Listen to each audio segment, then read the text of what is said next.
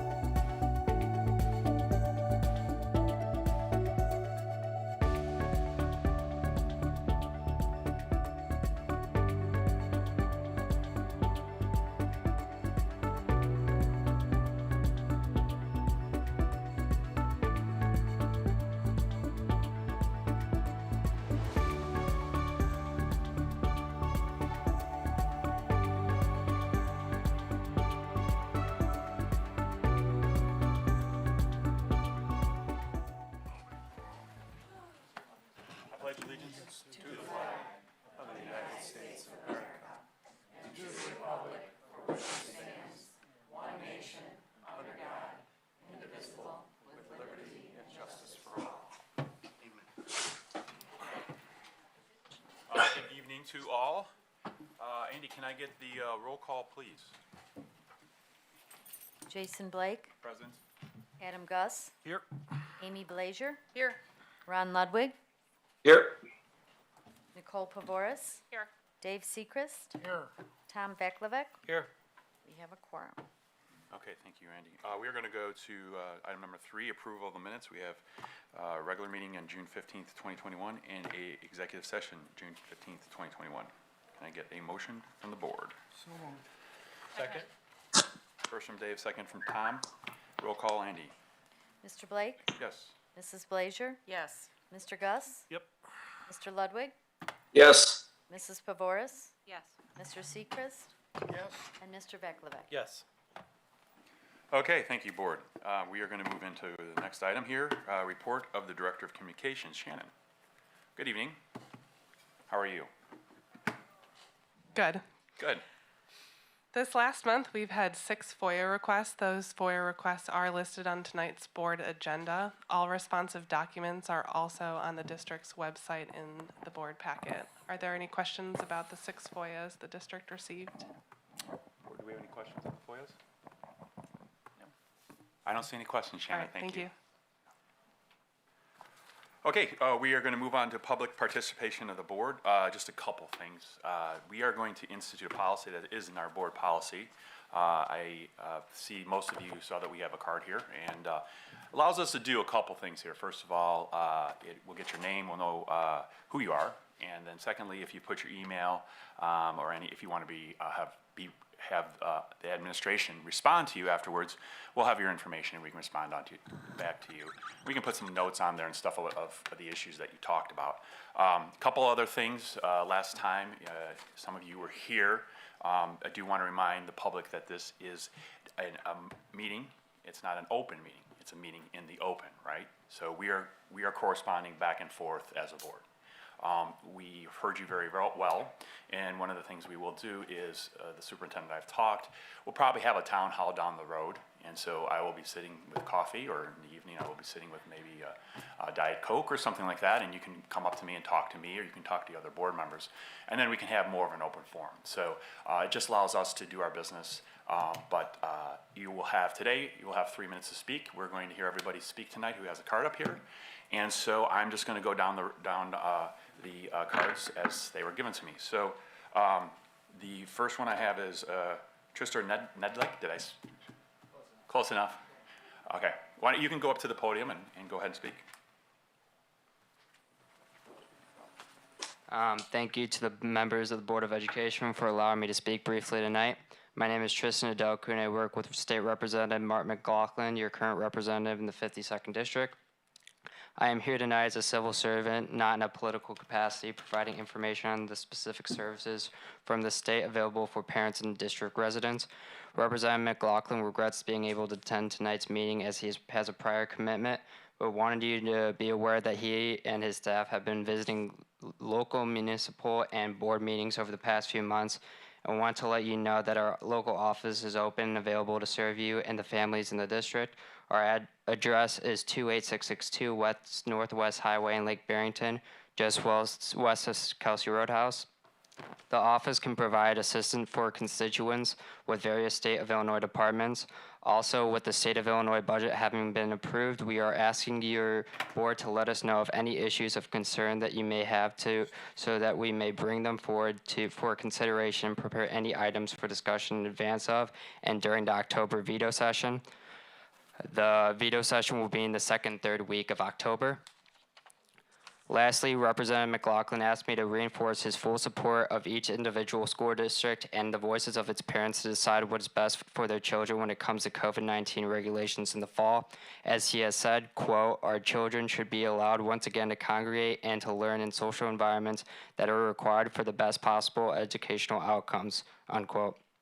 Representative McLaughlin supports parents' decision-making when it comes to masking or unmasking their children and does not believe that, quote, elected officials or the governor have the right to trample over the constitutionally guaranteed rights of parents and our children. Thank you again for the opportunity to speak for you this evening. If you or your residents have any questions, please feel free to send them to the representative's office via email McLaughlin at ilhouseGOP.org or call Representative McLaughlin or his legislator director Pam Cools at the office at 224-634-8300. Thank you. Thank you. Okay, we have April Davis. Alex Davis, I'm sorry. Hi, Alex, how are you? Pretty good. How are you? Thank Good. you for letting me allowed to speak. I'm just wanting to let you know my kid does want to go to school. She's right here. She wants to go to school, and I believe that they should go to school. For one, keep them safe. Two, for believe I'm mask or non-mask, I'm from both. But if you don't want to wear a mask, show me proof that unmasking is safe. If you want to wear a mask, so be it. But show me proof that no mask is safe. Then I'll be okay with it. Thank you, Alex. Okay, Georgia Boone.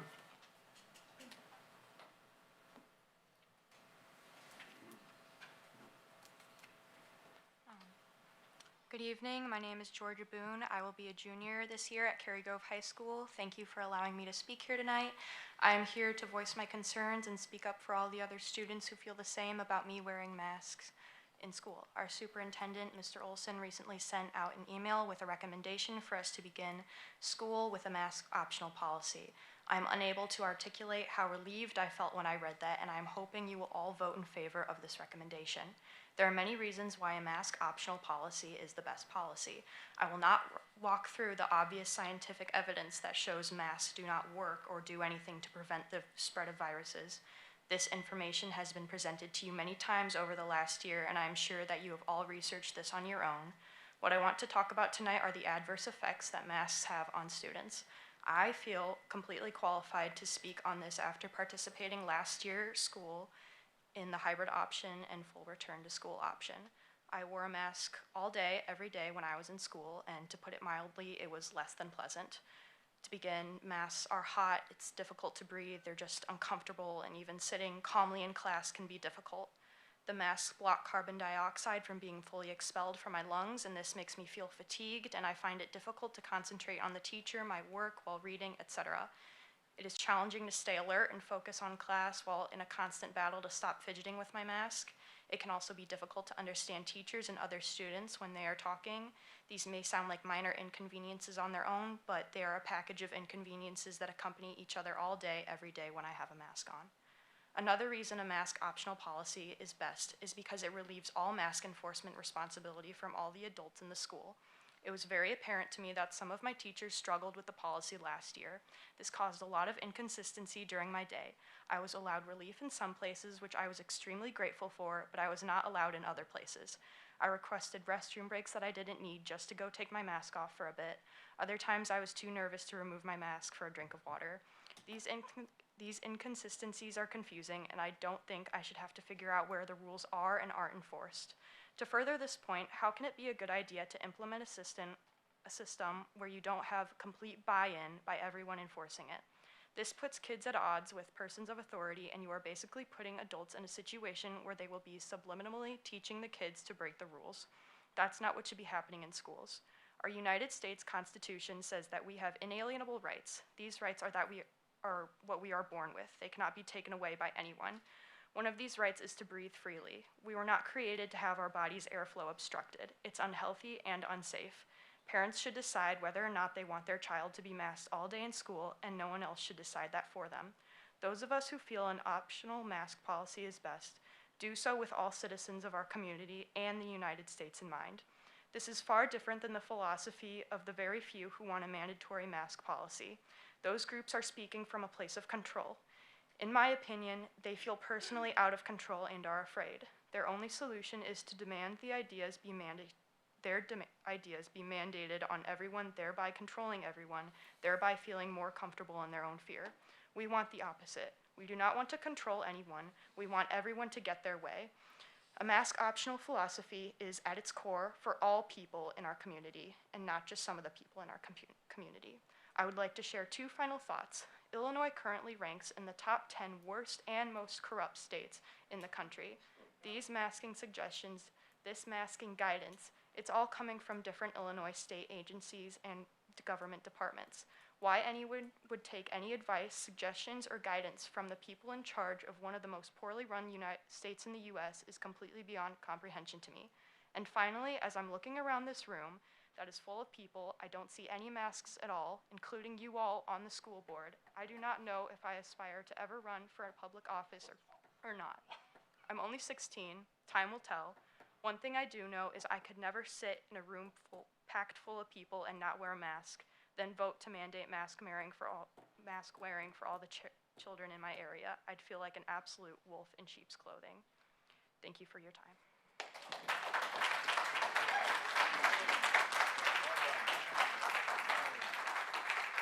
Laura Smith? Laura Smith?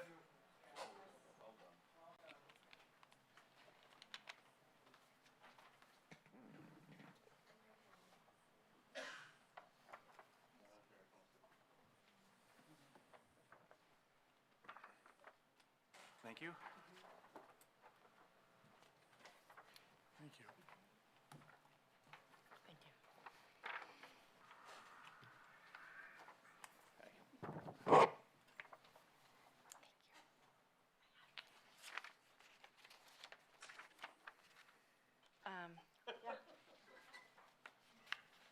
I have extra. So, hello, my name is Laura Smith, and thank you for having me speak tonight. Again, I wanted to say, first of all, that we all know, I believe by at this point, this really isn't about a virus. It really never has been. I've always said there is a virus, and I mean, I've spoken so many times on that and given literature. There's a lot of articles with the mask, social distancing, et cetera, from the medical background, which I provided over the years. So this all started, way back. I think I started in June last year. It's about control. It's been in the works for a long time in our country and kind of around the world. This is really getting close to, this is the furthest that it's gone in quite a long time. So it's really about freedom and our right to choose medically, our right to be able to speak without being censored. And we see censoring going on left and right everywhere. So, and if people don't see this, I mean, everybody's got to see it, right? And what is going on now is this is a symbol. So we're fighting for our children, right? So we're fighting for our children to be able to breathe. We're fighting for our children to be able to medically be able to have a choice if they want, to have different things, shots, et cetera.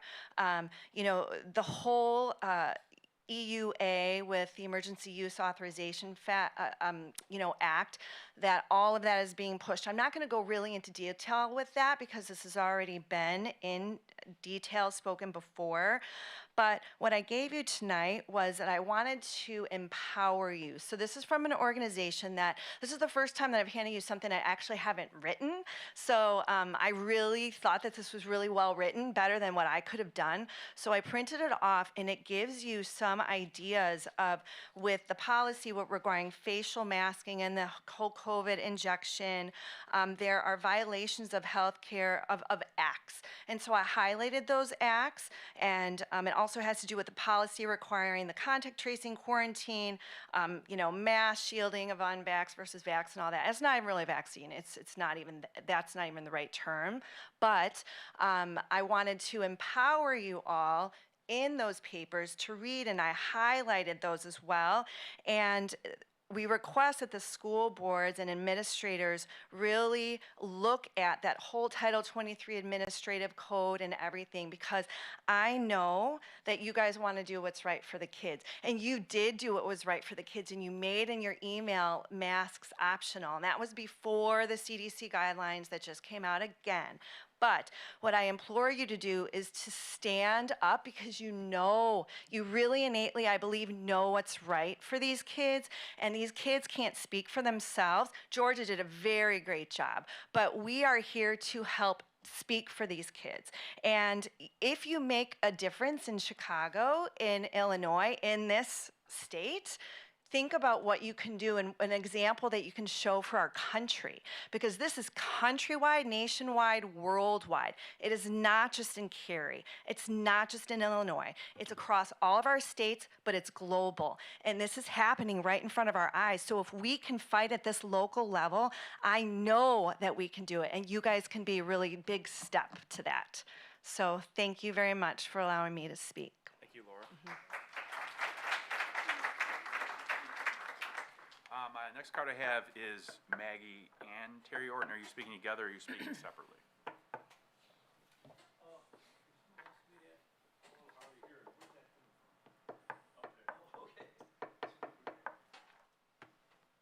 Hello, my name is Maggie Orton, my husband Terry Orton. This is our first time at a meeting, so a little, nervous. But we just asked the same as others have said with the masking. We want it to be an option as parents, our choice. It's our children we're raising, and we believe that's what the Constitution gives us, that authority for us as parents to be able to make our own choices for ourselves and for our children, and it's our God-given right to know what's best for our kids. And we hope that you all, obviously care about our children too. But it's important. We've had our son in private school for the last 8 years. 8 years, so he's going to be going to a public school. And he had to do the mask wearing at the other school. We actually pulled him out and kept him at home because I just couldn't stand how he's got issues a little bit with breathing and things, and it just was making it worse, and headaches and stuff like that. And I have headaches, so I know how it is. And I personally have to wear masks sometimes for work, and I know what it does to me, and I just know how much worse it is for our kids when they have to try to focus and pay attention. I'm a court reporter. I have to focus all the time writing every word down. So I know how hard it is for kids to try to pay attention to their teachers and not fidget constantly with their masks. So we just ask that you let it continue to stay as an option for parents. The CDC is just giving a guidance. They're not mandating wearing masks, they're guidance. So just we ask that we can have that guidance as parents to say not doing the masks. I actually saw it today saying they're just guiding it. Thank you. Thank you. I'm going to chew up the rest of these minutes. I was born in Crystal Lake. I'm going to be 65 years old here in a couple of weeks. And I'm a Vietnam veteran. And I'm just going to ask everybody, not just the school board, but let's keep fighting for this country because they're trying to take it from us. And obviously, we're all here. All of us are here. We don't want them to do what's on the agenda of a certain group of people. And, we're God-fearing people.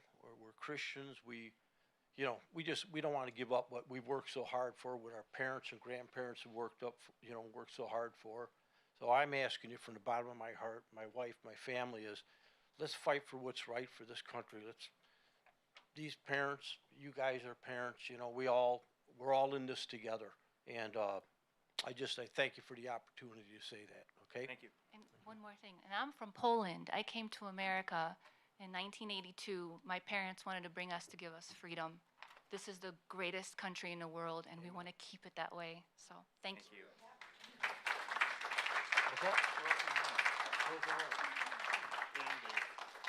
John Pletz?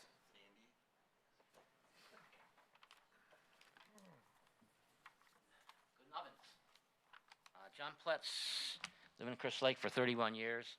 Kids went through the schools, and a bunch of stuff. Basically, I'll keep it short if possible. You guys know me, I'm kind of long-winded. I went to the 3-senator meeting at Crystal Lake Municipal yesterday. We're $130 billion in unfunded pension mandates, which means that the unions basically are not, they're taking too much money. Anyway, so of all the states, according to the senators last night, the state senators, there were 3, they've divided Crystal Lake up 3 ways, so we have to have 3 different senators. That's politics. We are number 50 out of 50 states of fiscal management. I mean, we just are not doing well. And a lot of that starts here on the local level, as we all know.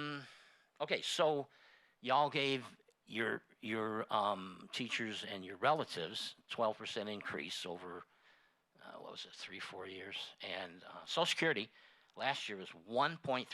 So you guys are well ahead of pace. I know how much this job that you do gets paid. It's like zero. And I know you put in a lot of hours. Thank you for that. I appreciate that. And one of the things I want to say, but everybody's been pretty respectful tonight. I appreciate that. I watched a meeting a couple times ago, and it got out of control.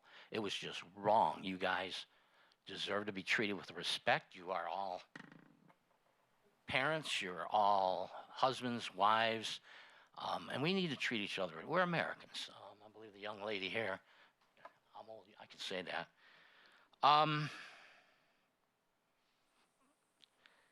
Top 10 corrupt states. I don't know. I think we're worse than that.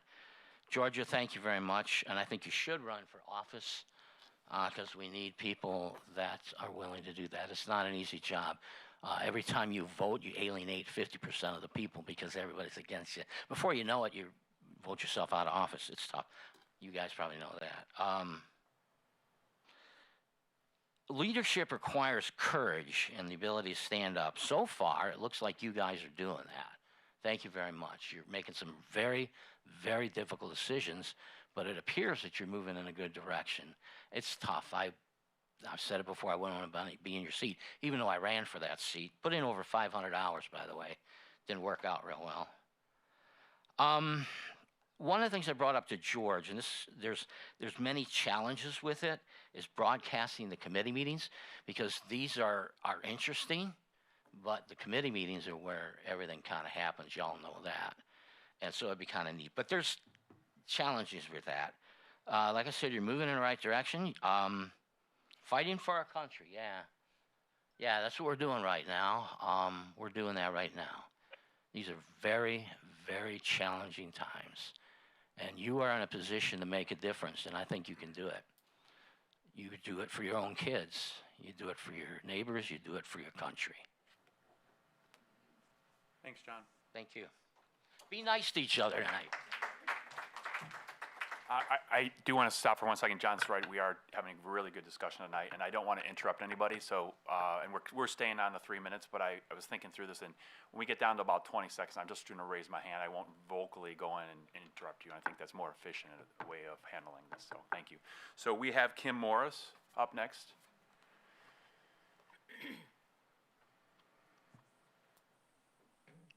Hello. I have never been to one of these. I didn't even realize I was coming today, so I have nothing written out, so this is going to be completely whatever. So it's not going to come out probably right. But anyhow, I'm here because I had 4 kids go through the system.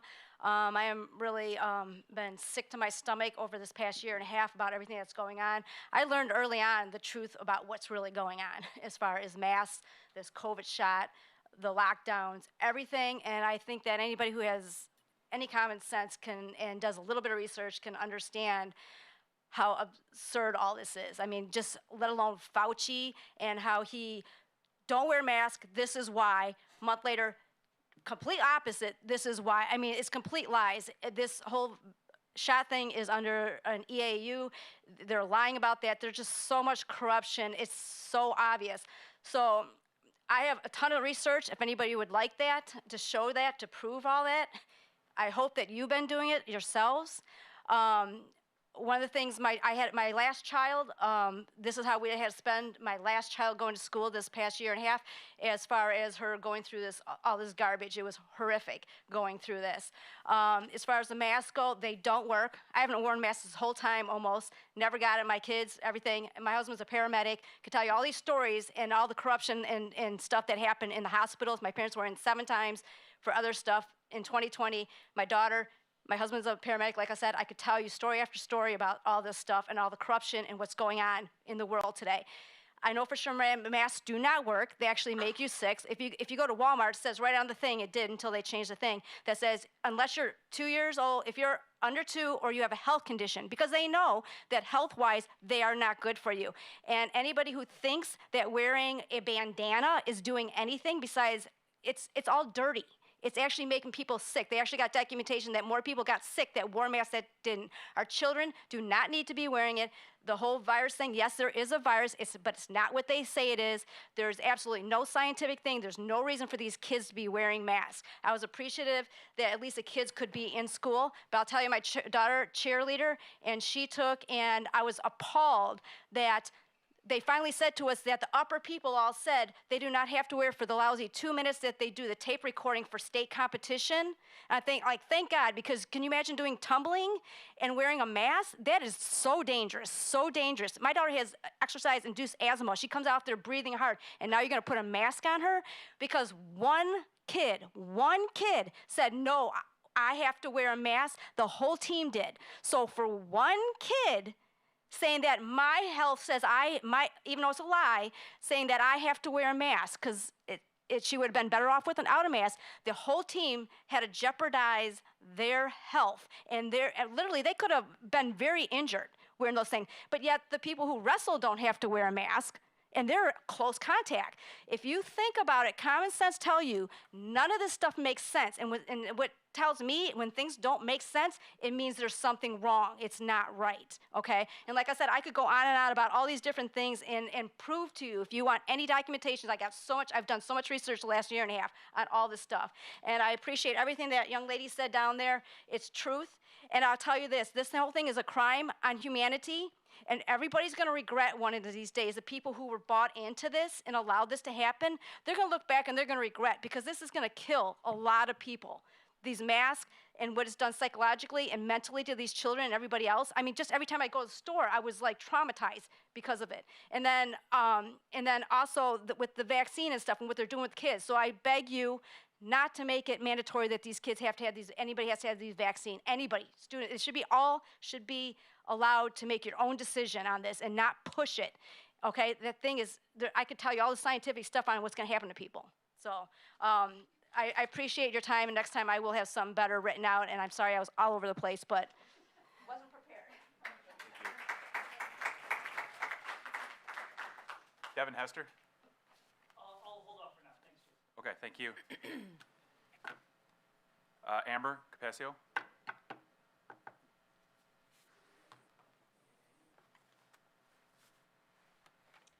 My name is, let's make this taller. My name is Amber Capasio. I was a graduate of this district back in 2007. To be honest, I didn't really care much about high school.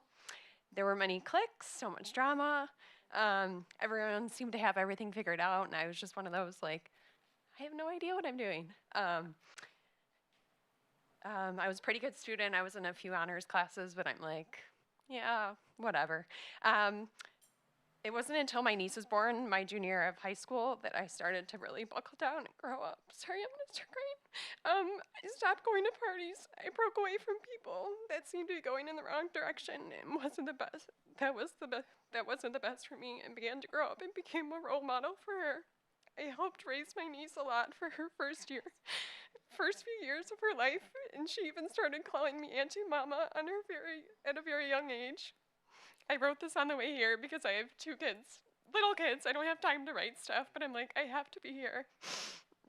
I didn't want to move away for her, so I went to a community college. Looking back, I am very blessed that I went to a community college.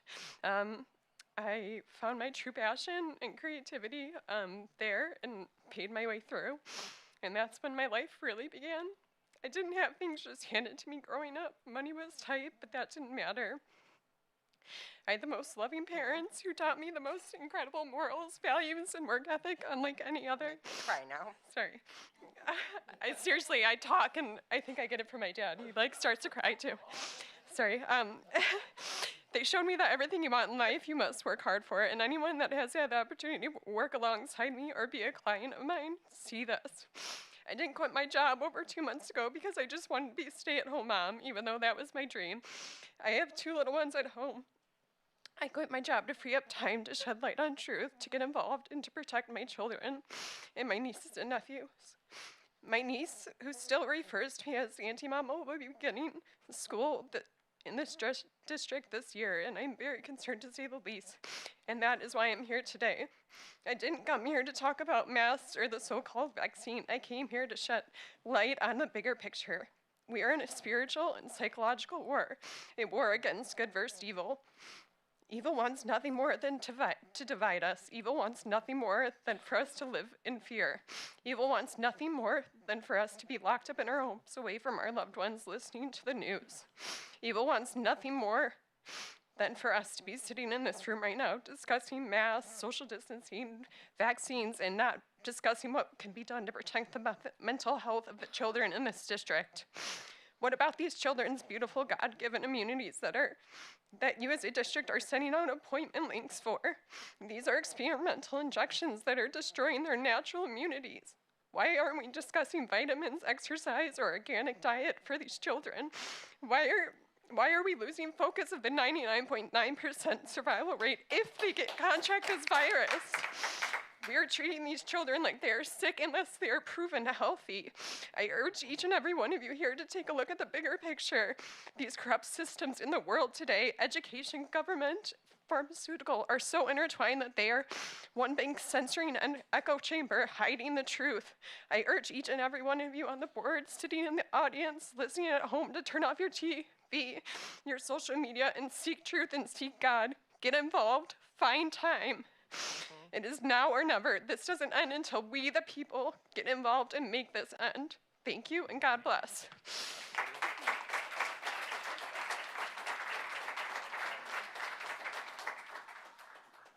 Kathy Georges? Kathy?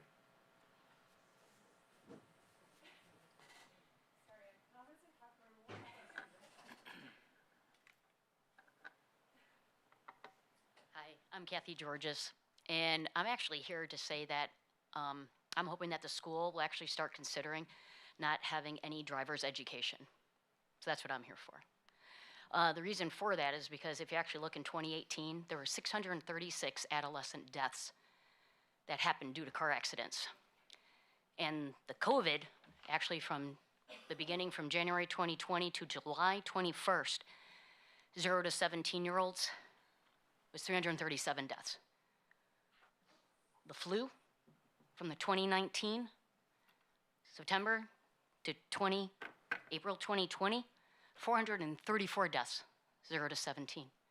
Which ones are you guys gonna pick and choose as to what we keep for our children and what we take from our children? What fear, as you stated, what fear are we gonna stand for? What are you gonna stop doing? Adolescents, 100 bike accidents, killed, 100. Are we gonna stop riding bikes?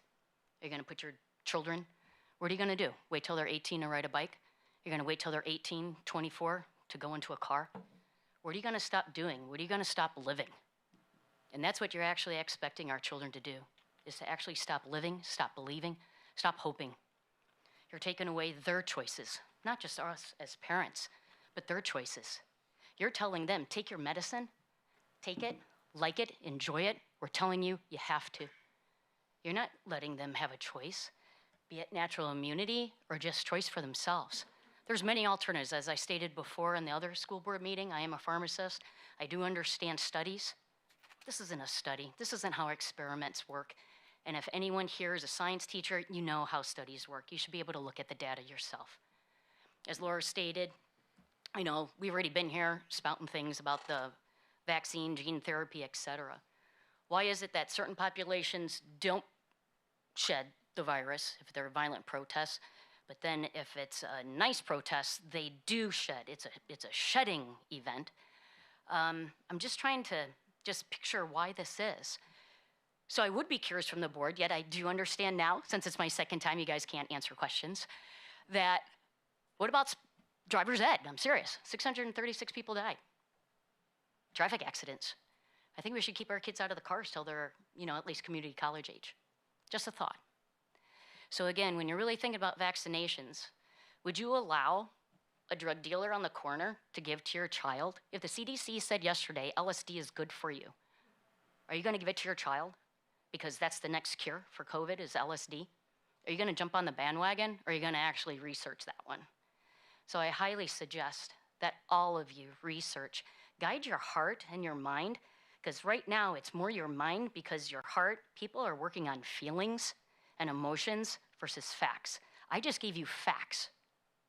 So just think of the flu. It was just 9 months, 434. 337 deaths, supposed COVID deaths, because there's nothing in it for the flu. Hospitals, doctors, they didn't get any additional payments. COVID, they got additional payments. I believe that's why the one woman was stating about the corruption that's unfortunately occurring. So when you start taking all that in consideration, what are you left with? Seriously.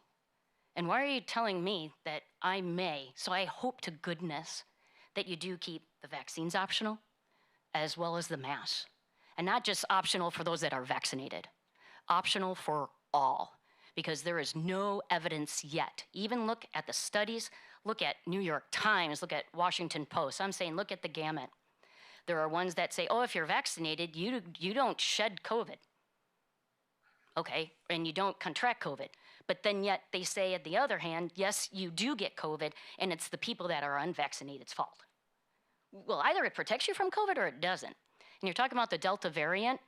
Remember, 337 deaths up to July 21st, 2021. That includes the Delta variant, my friends. 337. Those are the adolescent deaths. So please keep this into consideration. And everybody, even those that are looking in, look where your fear is poised. Where is it positioned? And then look at where it is in your life in accordance to everything else that can happen to your child. Thank you. Thank you. Rebecca Helm.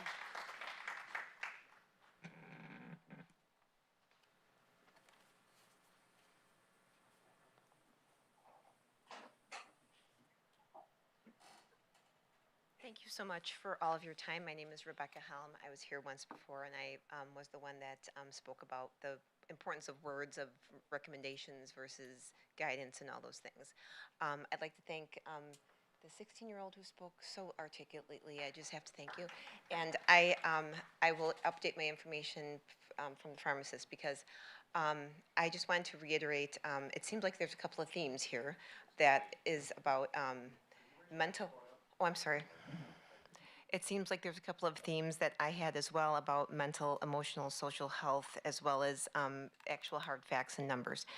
In an email that I sent, and I'm sure you got so many emails and communications, countless. I know that it's probably in the millions, and so I thank you. That one thing I sent was about, of course, the school is concerned about liability and all of those things. But it's very difficult to prove it. If you haven't noticed, the rest of the community is wide open and the vast majority of people are not wearing masks. So it's very difficult to prove where things are coming from.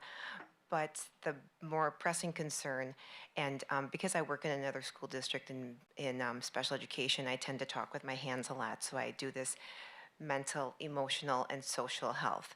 And the risk to our young people at a critical time where their mental, emotional, and social development is happening is very important to consider. Currently, I had, as of a few days ago, that the number of people under the 18 and under who have died of COVID is 335. I'll update it to 337. But in the most recent information that's 337. That's the most recent information that we have. The most recent information that we have of suicide of young people, and this is from 2017, we don't even know 2020, 2,491. And that's from the National Institute of Mental Health, as well as the National Institute of Mental Health has reported the 65% increase in calls, emergency types of responses needed, since the pandemic started. So the greater pandemic and tragedy that I find is these mental, emotional, and social things that are going on with our young people. And we know that if a person is physically well, but they're mentally and emotionally unwell, they can be very unwell. And again, to go on I had another point about the most dangerous thing that any of us do in a day is get into a vehicle. I didn't have the information about teens, but that is concerning. But approximately 30 to 35,000 people die in vehicle accidents a year. That's the most dangerous thing we can do. My husband lost a dear uncle a couple of years ago. He and the passenger in his vehicle died tragically at 2 o'clock in the afternoon from a drunk driver.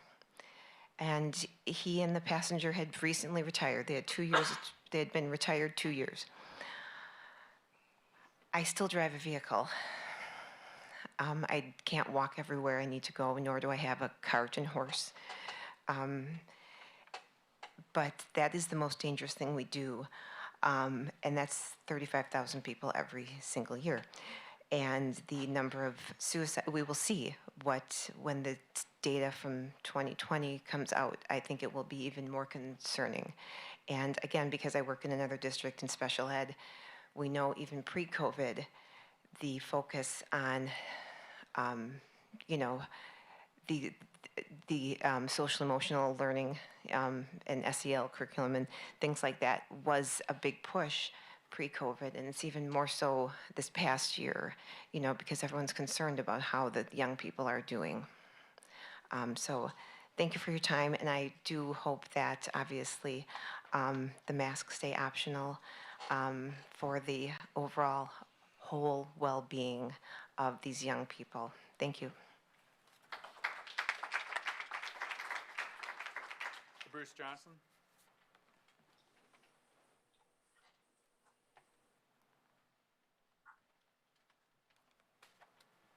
Good evening.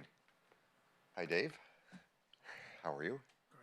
Good. I had 4 children that went through Prairie Grove and Prairie Ridge schools, and one of those is with us tonight. So I don't think I can catch up with her presentation tonight, but I'll try and keep dry as best as I can.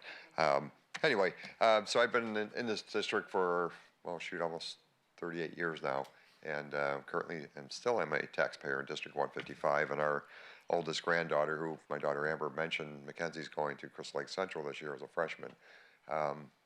It's been tough enough being a teenager in these years without COVID, with all the pressures of technology and cell phones and all the distractions and social media and all this stuff. I mean, it's an age like we've never seen. So anyway, I was in Menards today and came across a family in the aisle, and it was a mother, husband, 2 children, and the mom was wearing a mask. The dad was not wearing a mask. The 2 kids had their masks pulled down. Mom scolded their kids and said, "If you don't put that mask on, you're not going to school." Where have we gone to, people? It's crazy.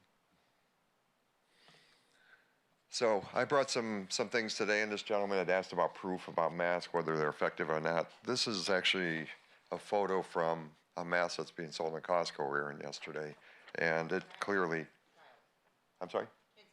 Kids mask, yeah. So it clearly states on here that they're totally harmless, held harmless, because these masks are not effective. They do not protect against disease or transmission of disease. So you're free to have that. I already read it. Okay. There are surgical mask manufacturers. I've been on their websites. They have very similar statements as this child's mask does, and in fact, they have disclaimers. This states that this product is an ear loop mask and is not a respirator and will not provide any protection against COVID-19 or other viruses or contaminants. Wearing an ear loop mask does not reduce the risk of contracting any disease or infection. That's clearly on the packaging. So we have mask manufacturers that are totally absolved of any liability. We have virus manufacturers that are having us sign away any liability that they may have in giving us an experimental vaccine, or as they call it. It's frustrating. We have government agencies that are saying that they do protect us. Who the heck is lying here? Who is telling us the truth? So looking at the mask, and I can go down and state thing, one thing after the other, but the fact that the SARS-CoV-19 virus is 200 to 1,000 times smaller than the actual pores on even an N95 mask, which is what they told us to wear in the beginning. So it's like throwing sand at a chain link fence. The pores in a homemade mask that a lot of kids are wearing are even worse, or potentially even worse. I know sometimes they double layer them, triple layer them, all that. So, it just doesn't make sense. What's happened to our world? Where's our common sense gone? And I know I respect everyone on the board here. You got your parents, your grandparents, like I, and it just seems like a crime to keep pushing this on people, keep mandating these things. And we got your back, board, if you're willing to take a stand and hold that stand.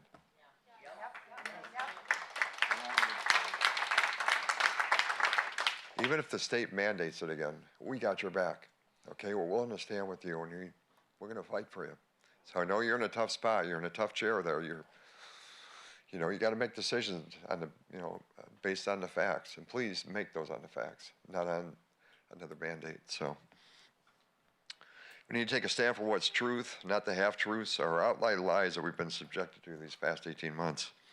Facts are truth. Let's stand up for the proven facts. Let's stop this masquerade and take back the rights for our children to become mask-free. I'm sick and tired of seeing parents in public scold their children for not wearing their mask. Our children have much bigger lessons to learn in life than that. Even simple lessons like taking vitamin D and zinc to support an amazing immune system that God has given us. The IDPH's mandate yesterday, or update yesterday, only recommends that students wear a mask, and in no way it's a law or mandate, and it should become only a personal choice for each student. So, young lady, if you feel you need to wear a mask, God bless you. Thank you. Okay, we're good with you. We're behind you on that. So Thank you. let's make District 155 a shining example of students' freedom. Thank you.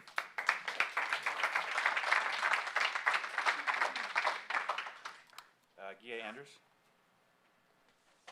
Gia, I'm sorry.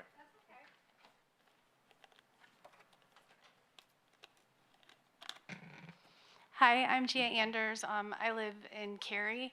I've never been to one of these meetings before, so this is my first time as well. I have two high schoolers, incoming freshman and a sophomore, and then I have a child who's with District 26 who's going into 7th grade. District 26, as you guys probably all know, met on Monday, the board, and the masks were supposed to be optional. They had a task force that they had hired or had implemented, and my understanding is that the task force had said to make that masks optional, and the board overrode that and mandated that the kids have to wear masks for the junior high. So that's just absolutely devastating. March 2019, this began with 2 weeks to flatten the curve, and look where we're at now. We have an experimental emergency vaccine that is potentially being forced on our kids at this point. It's very scary to me to think where we're at.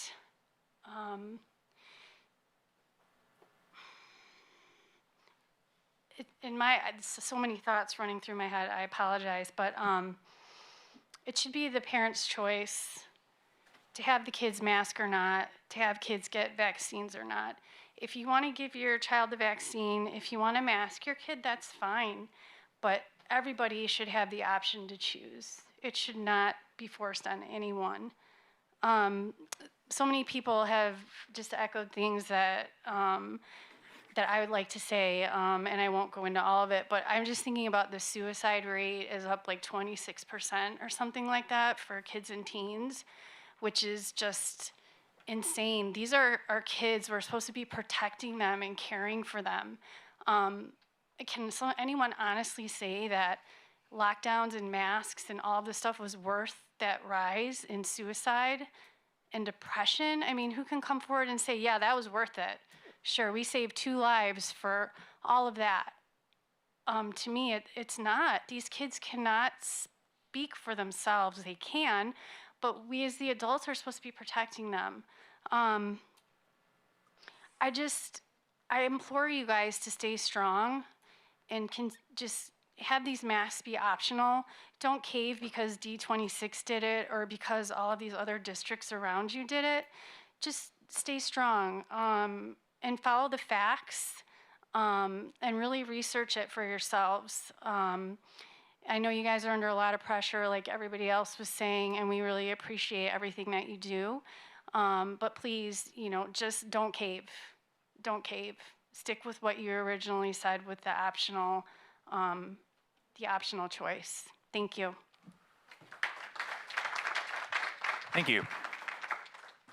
Well, thank you for the public for all your comments tonight. That was the last comment card we had here. And just a couple things I will speak for the board here.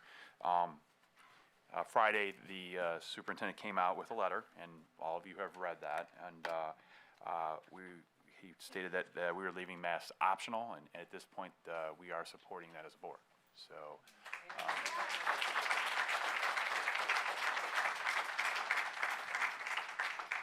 Now, so the CDC continues to change, and we have to continue to evaluate, but that is where we're at right now. So, okay.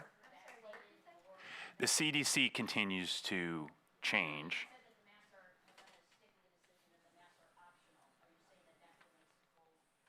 We are sticking with the superintendent's letter at this point, and we support his letter. Thank you. Okay, and for those who want to stay, he's going to go through in-depth, not evaluation, but he's going to talk in depth on how we're going to roll that out. So you'll get a little more detail on that. So we're going to move on the agenda now. Thank you again for all your comments. I just need to find my agenda. All right, here we go. All right, so we are moving on to the Assistant Superintendent of Finance and Operations, Kevin. This is Kevin's first time here, so we have to be easy on him tonight, but.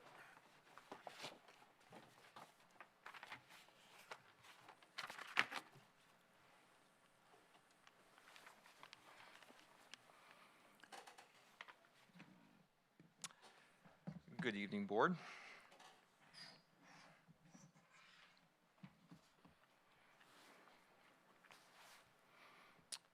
So first, the fiscal year-end treasurer's report, which can be found on page 334 of your posted board packets. At June 30th, the district had preliminary ending fund balances of $45.5 million for an overall revenue coverage ratio of 43%, which is compliant with fund balance policy 420. I'm pleased to report that through the collective efforts of the board, the administration team, and the staff, the financial results came in favorable to budget, due primarily to key actions and decisions associated with the COVID-19 pandemic, as well as capital projects coming in on time and under budget, led by Troy Stinger, who's here today. So thank you, Troy, for all those efforts. Finally, please note that in accordance with the adoption of GASB 84, fiduciary activity has been added to this month's Treasurer's Report. Are there any questions or comments with regards to the June Treasurer's Report? Do we have any questions for Kevin, Board? I see none. So we'll move on to the approval of bills. Great. Those can be found on page 348 of the board packet. So consistent with the payment procedures outlined in Board Policy 420, administration recommends that the Board of Education approve bills payable in the amount of $15.3 million, covering the period of June 9th through July 13th. Please note that this month we added some subtotals for the report for enhanced transparency. So payroll-related items represent 9.5 million, or 62% of the total, and the remaining 5.8 million is for vendor payments, the majority of which relate to this summer's capital projects. Are there any questions or comments related to this month's board bills? No questions from the board? Can we get a motion for approval of the bills? So moved. Motion from Amy, second, please. Second. Second from Nicole. Andy, can I get a roll call, please? Mrs. Blazier? Yes. Mr. Gus? I need to abstain from 10676, 10677, and 10681, but otherwise, yes. Mr. Ludwig? Yes. Ms. Pavoris? Yes. Mr. Seacrest? Yes. Mr. Vakovic? Yes. And Mr. Blake? Yes. Finally, the Consolidated District Plan for Federal Grant Funds. Some background here, this is a new verbal board report and no action is required from the board. It's rather suggested that when there's a material change is made, that we have a verbal report for the board on this plan. Since we had a change in plan administrator, the position of CFO, we felt that was appropriate to briefly discuss the plan with you prior to its submission at the end of this month. So the consolidated plan covers our 3 title programs. First program is our Title I program with the purpose of providing financial assistance to students from low-income households. This by far is our largest title program, estimated at just over $400,000 once the final allocations are released later this fall. The majority of these funds will be invested in our AVID program, which is meant to help students prepare for college, career, and life. Next is Title II. The purpose of this program is to provide professional development and support for our teachers. The estimated amount here is just over $50,000, the majority of which will be used to offset the cost of mentoring new teachers and the cost of substitutes when covering for our teachers to attend workshops and conferences. Finally, Title IV, with the purpose of improving our school conditions. This is by far our smallest title program at just over $10,000. The funds here will be used to purchase Remind software, which is a safe way for our staff to engage more effectively with our students and our parents. Again, no board action is required at this time. Are there any questions with regards to the Consolidated District Plan? Board, do you have any questions? Okay, no, I think we're good. Thank you. Great, thank you for your time. All right, we're moving on to the report of the Assistant Superintendent of Human Resources, Jay. Good evening, Board. We held a policy meeting 2 weeks ago on Monday. I believe almost everybody here was in attendance at that. There's a number of policies for your hopeful approval today. We discussed all of those, and most of those are either reference changes or some minor wording changes, nothing significant, and that committee felt comfortable waiving the first reading for those, and so we're asking for you to approve those based on the waiver of the first reading and approval here tonight of those board policies. Any questions about any of those policies to this point? Jay, I don't think there's any questions. Can I Okay. get a motion? So moved. Motion from Dave, I'll second. second from Adam. From, Andy, roll call. I'm sorry, who was the second? Oh, Adam, yeah. Sorry. Mr. Gus? Yes. Mr. Ludwig? Yes. Mrs. Pavoris? Yes. Mr. Seacrest? Yes. Mr. Vakovic? Yes. Mr. Blake? Yes. And Mrs. Blazier? Yes. Great, thank you, Board. The rest are consent agenda items, so if I could get a motion to approve items B, C, and D, if there are no questions, I would appreciate that. I think there are any questions? No questions? Motion for consent on B, C, and D. Can I get a motion? So moved. Second. Amy, first, second from Adam. Andy, roll call, please. Mr. Ludwig? Yes. Mrs. Pavoris? Yes. Mr. Seacrest? Yes. Mr. Vakovic? Yes. Mr. Blake? Yes. Mrs. Blazier? Yes. And Mr. Gus? Yep. That concludes my report. Thank you, Board. Thank you, Jay. Okay, we are going on to the report of the superintendent, Mr. Olson. Good evening, Board. My first item on the agenda is motion to approve the Crystal Lake, or I shouldn't say Crystal Lake, Community High School District 155, May 2021 graduates. It should be noted that we had 347 graduates at Cary Grove High School this year, 301 at Central, 338 at South High School, and 291 at Prairie Ridge, for a total of 1,277 graduates for the class of 2021.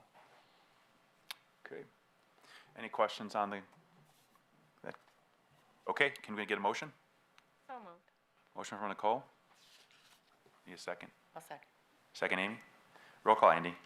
Mrs. Pavoris? Yes. Mr. Seacrest? Yes. Mr. Veklovich? Yes. Mr. Blake? Yes. Mrs. Blazier? Yes. Mr. Gus? Yep. And Mr. Ludwig? Yes. Okay. All right, the second item on my report is the fall 2021 reopening plan as we know it today. Obviously, over the last few hours, 24, 48 hours, things continue to shift and change, and that's just the nature of which we live right now. And so we'll continue to monitor and watch, but I wanted to at least give the board and the folks here, as well as at home, an update as to where things stand in relation to reopening. We will follow up this report with a larger packet, probably midweek next week, when things look like they're pretty well finalized in regards to where things stand. But just a little bit of a time frame. Let's walk backwards to a certain extent. Carmen Ayala, the chair of the Illinois State Board of Education, posted this resolution back on May the 19th, which indicated that at the beginning of 2021 school year, all schools must resume fully in-person learning for all students' attendance days, provided that remote instruction be made available for students who are not eligible for the COVID-19 vaccine and are under a quarantine order by local public health department of the Illinois Department of Public Health. So that resolution was stated, and subsequently, eventually it morphed into a follow-up in regards to what we're looking at tonight, and that's in regards to where we're headed, given a August 11th start date for our kids. And following that declaration, we will have a full 9-period school day as we've had in the past, 7:25 to 2:50 school day. Late start Mondays will begin Monday, August 16th, and all this information will, of course, be sent out to our families as well. And then, again, restating the idea that limited enrollment remote learning opportunities will be offered to students who are not eligible for that COVID-19 vaccine and students that are under quarantine by the McHenry County Department of Health. Subsequent to that, I should say following up, on July the 9th, the CDC issued an updated guidance for COVID-19 prevention in K-12 schools. Students benefiting, they recognize students benefit from in-person learning and safely returning to in-person instruction. The IDPH fully adopted that idea at that point in time on the 9th of July and kind of restated some of the obvious facts that were presented by the CDC.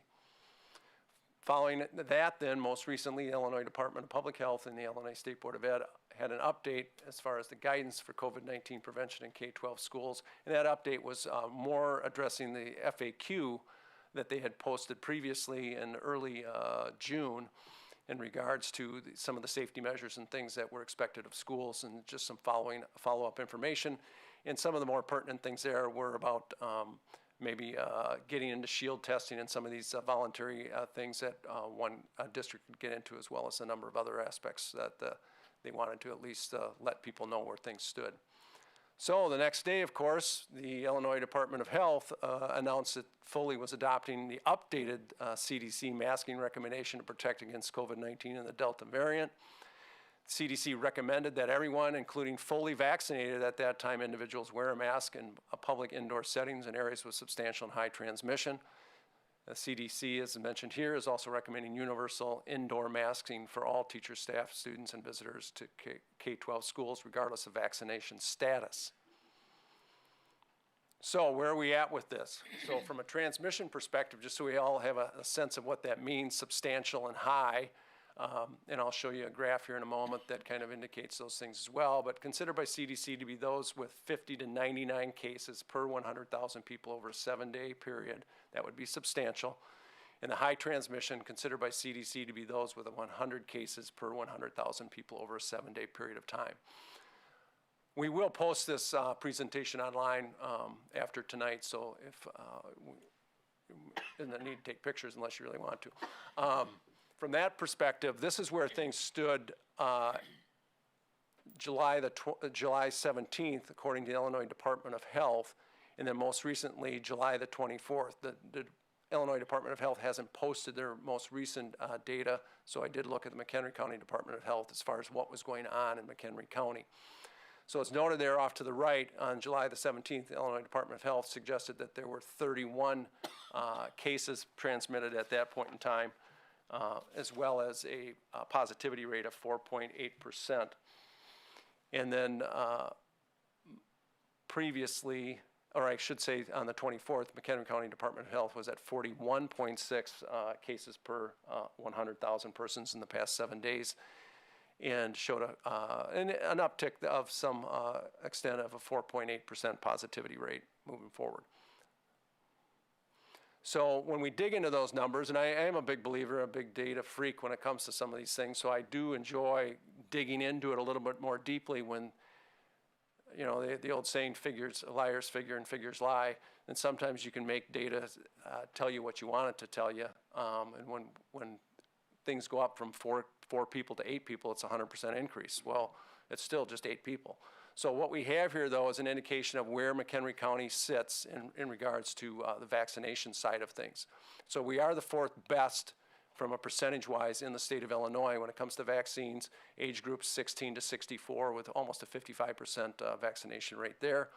In our most concerning group of folks, and that was something that was a big concern last year, was driving that hospitalization rate and trying to look out for folks that were older than 65.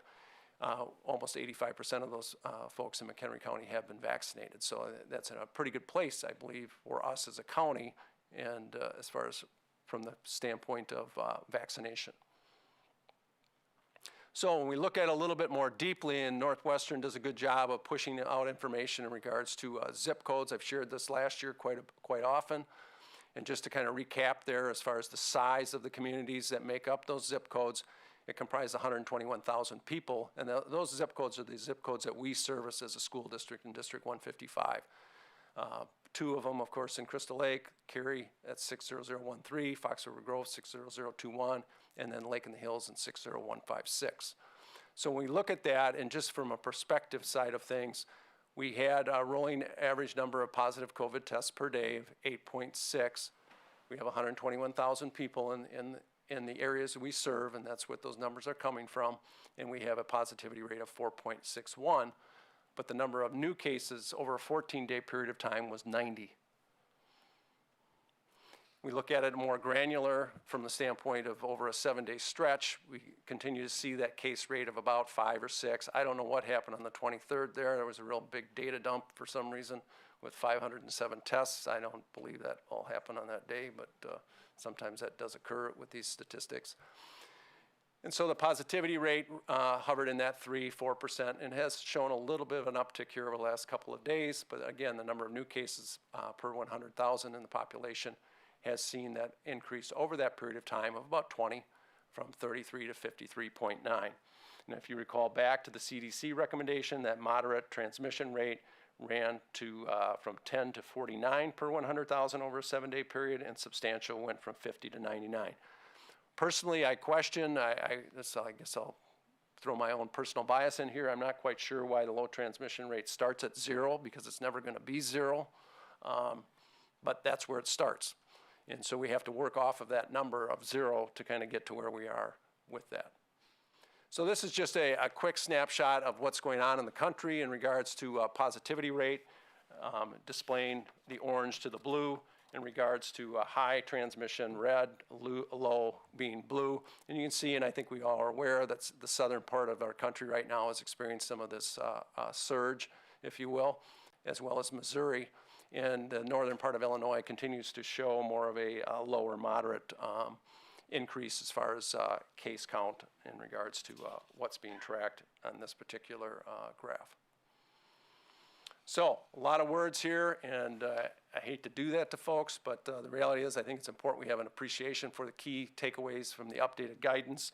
I think it's already been stated, and I've crossed it through here. Masks should be worn indoors by all individuals who are not fully vaccinated. That was the guideline as of up until like yesterday or today. I don't know, I kind of lost track here of when these things get shifted. But it no longer reads that way. It's all about masking everyone at this point in time. Number 2, the CDC recommends schools maintain at least 3 feet of physical distance between students within classrooms, combined with indoor mask wearing by people who are not fully vaccinated to reduce transmission risk. When it is not possible to maintain physical distance of at least 3 feet, such as when schools cannot fully reopen while maintaining these distances, is especially important to layer multiple and other prevention strategies. And I will relay some of those strategies that we've done in regards to screening, testing, ventilation, hand washing, respiratory etiquette, staying home when sick, and getting tested, contact tracing in combination with quarantine and isolation, and cleaning and disinfection are all important layers of prevention and keeping schools safe. One of the other things, if you recall, we instituted last year and will continue to do is to allow our juniors and seniors to have an open campus format just to kind of alleviate some of the pressure on the building and not have as many kids in the building at any one given period of time. We have had some discussions this week, and it's in this presentation, but we will be allowing sophomores to have lunch release as well, just to alleviate some of the pressure on our lunch rooms, just from a proximity standpoint, and we'll be pushing out some more information in regards to that. And then finally, many schools serve children under the age of 12 who are not eligible. That doesn't apply to us for the vaccination.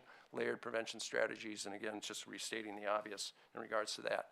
So digging down a little bit deeper as far as layered prevention strategies and what those would look like from a vaccination standpoint, mask wearing, physical distancing, screening, testing, ventilation, some of these things we can do for our families and for our kids, and some of those other things are left up to our families to decide for themselves.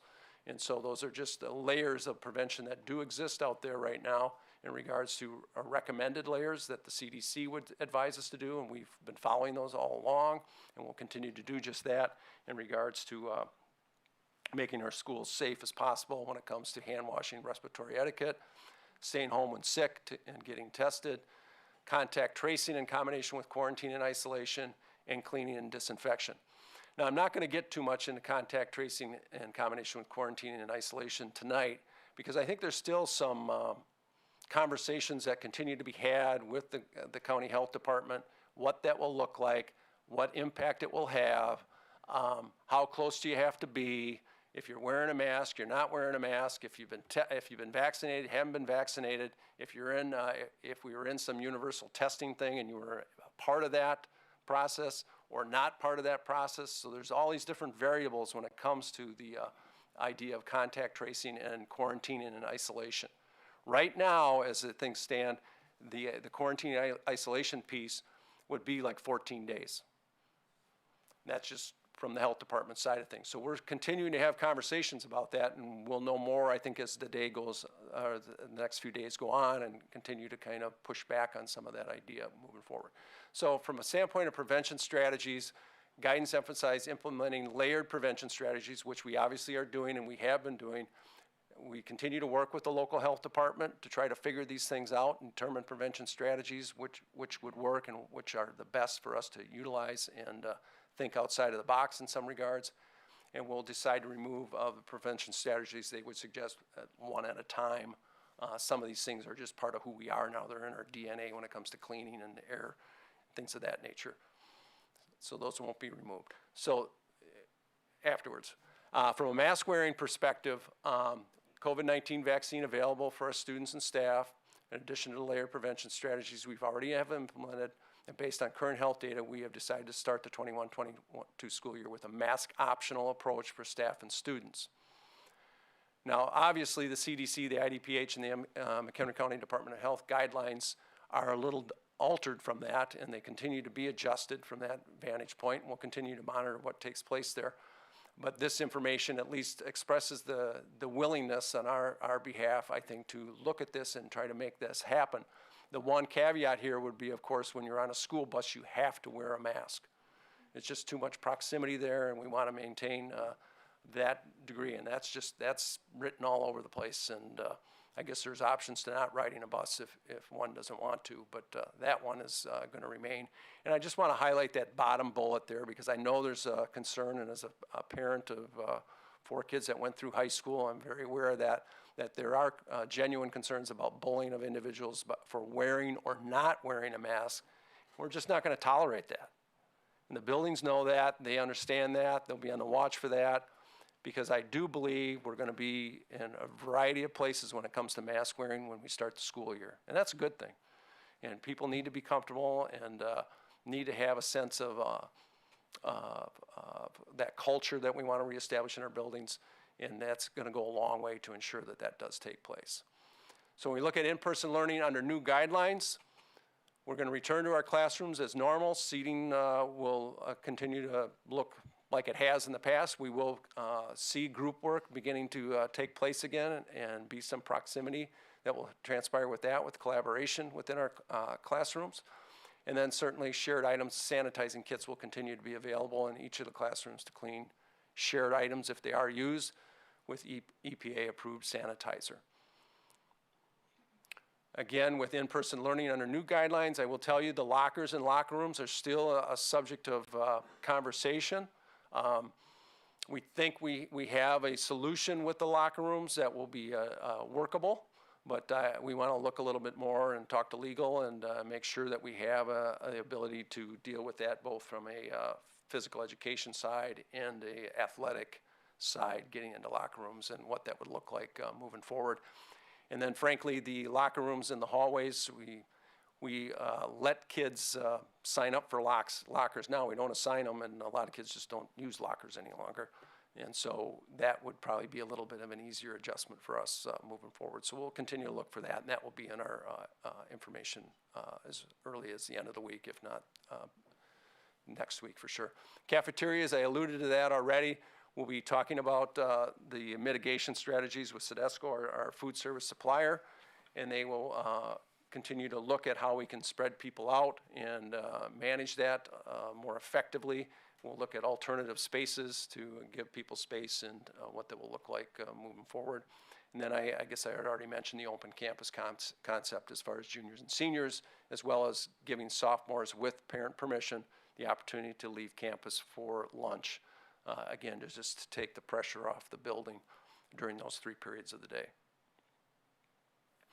So the last item here is talking a little bit more about limited remote learning opportunities. If you recall, ISBA kind of laid out some rules in regards to this, and we need to follow those rules, and we'll follow them to the letter of that law. As far as family will provide requests for full remote option if that's what they desire, with medical information to the Assistant Superintendent for Educational Services here at the district. The student who qualify for remote learning will utilize our Plato platform that we do have, which provides courses and instruction online. These courses are not taught by District 155 staff. Our division leaders have reviewed and approved each of these courses to verify alignment with District 155 courses at this time. And a student, in most instances, will be allowed to take 5 courses per semester like they normally would with a normal course load if they were in school at that time. From an isolated quarantining student, if we happen to have a student that gets isolated or quarantined due to being positive, this will look a little different. We're looking at daily notification. Lessons and assignments will be available on Canvas, which is our learning platform, learning management system that we were using this past year. Students may be allowed to zoom in for lessons that are taking place in class. Not all classes have a full lesson every day, so students should communicate with the teacher. If required, the minimum expectation would be for the teacher to turn on the camera and sound so that the quarantined student could watch the lesson but not necessarily interact with the teacher and the other students. Second point here would be students can Zoom with teachers during the plan time or student support center time that will be posted on Canvas. The students need to request access from the teacher, and we'll work through those communication pieces as we move forward. Students are expected to complete daily assignments unless the teacher communicates other expectations, and students that are absent for other reasons will not be allowed to Zoom into class and will be treated just as a normal absence. And then finally, what if a parent wants their student to remain in remote learning? They don't qualify under the guidance from the Illinois State Board of Education. They could seek a doctor's approval for homebound instruction due to the student having a medical issue, and we have a process for that, and that would, again, would be handled through the Student Services Office here. Homeschool their child, and finally enroll them in an online platform. Those options would be what we would be looking to do. So I think as President Blake mentioned, and I think it's an important piece because we don't know what the future holds, and I want to be upfront about it, that we continue to make decisions based upon current public health data. These decisions are subject to change based upon community spread. Guidance also subject to change pursuant to changing public health conditions and updates from the CDC, IDPH, McHenry County Department of Health, as well as the ISB. So I think it's an important message just in regards to those things are out there, they do exist. We also understand that these things are recommendations You should do these things. They're recommended. At some point, they could become, you will do these things, you're mandated to do these things, and we can fight the good fight, and we can do those things. But the reality is, if the need arises, and we're getting guidance from a variety of sources, as you can see, we can't just be dismissive of that. We're a governmental agency. We have obviously some other governmental agencies that have oversight here. We'll continue to work in concert with one another. I have a deep appreciation for the idea from a mental health perspective. 20-some years ago, I think I got my master's degree in guidance and counseling and served as a counselor for a few years. And so I just really appreciate the impact, and I really sincerely appreciate your comments tonight. I mean, you know how to strike at a guy's heart. When I hear from students, that's what really drives it home. So I appreciate you sharing your thoughts in regards to that. So we'll continue to monitor this. We'll see where it takes us. Obviously, we start school 2 weeks from tonight, or today. So we'll take the information we have, and this is where we stand tonight, and as long as the board is okay with it, and I don't know if you have any questions in regards to what you just heard, be more than happy to answer. Board, do we have any questions for Steve? Good job. Thank you, Dave. All right, I think we're good. We're going to move on here. That's my report. We have any old business, any committee reports from anybody on the board here? All right, seeing none. Any new business? Okay. Any matters to be brought up to the board by the board? Seeing none, we are going to have a motion to adjourn to go into executive session for collective negotiating matters between the public body and its employees or their representatives, or deliberations concerning salary schedules for one or more classes of employees. Can I get a motion to go into executive session? So moved. Motion from Tom. Can I get a second? Is that you, Nicole? Okay, second from Nicole. Can we get a roll call, Andy? Mr. Seacrest? Yes. Mr. Vakovic? Yes. Mr. Blake? Yes. Mrs. Blazier? Yes. Mr. Gus? Yep. Mr. Ludwig? Yes. Mrs. Pavoris? Yes.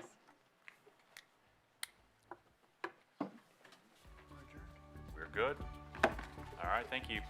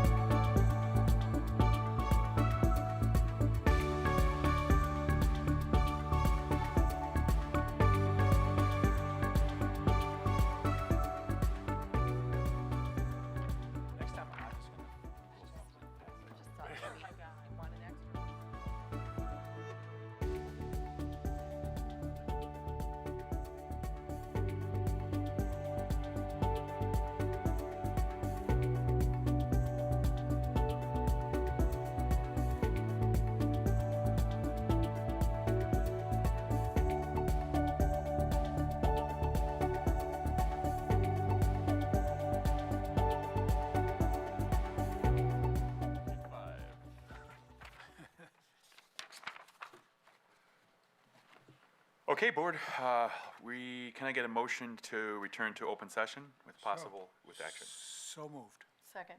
First from Dave, second from Amy. Can I get a roll call, please? Mr. Vaklevik? Yes. Mr. Blake? Yes. Mrs. Blazier? Yes. Mr. Gus? Yes. Mr. Ludwig? Were we supposed to get him back? Did we lose him? He's absent. He's absent. Mrs. Pavoris? Yes. Mr. Seacrest? Yes. Okay. Can I get a motion to approve the memorandum of understanding with the Community High School Education Support Staff, IEA, NEA, CHES, regarding stipend for school nurse support and translator interpreter pay differential? Can I get a motion? So moved. First from Nicole, second from Dave. Roll call, Andy. Mr. Blake? Yes. Mrs. Blazier? Yes. Mr. Gus? Yes. Mr. Ludwig? Mrs. Pavoris? Yes. Mr. Seacrest? Yes. And Mr. Vaklevik? Yes.